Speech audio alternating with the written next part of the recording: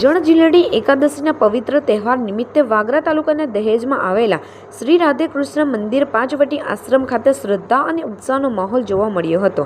આજના શુભ દિવસે પરંપરા મુજબ ભગવાન શ્રી કૃષ્ણની ભવ્ય શોભાયાત્રાનું આયોજન કરવામાં આવ્યું હતું.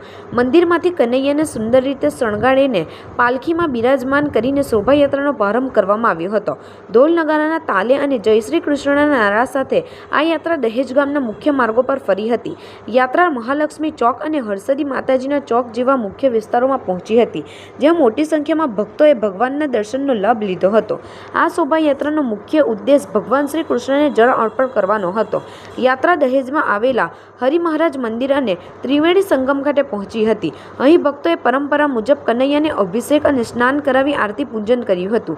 આ દિવ્ય પળોના સાક્ષી બનવા માટે મોટી સંખ્યામાં શ્રદ્ધાળુઓ ઉપસ્થિત રહ્યા હતા. ભગવાનના દર્શન અને પૂજા અર્ચના કરી સૌ ભક્તોએ ધન્યતા અનુભવી હતી અને તેમના આશીર્વાદ પ્રાપ્ત કર્યા હતા.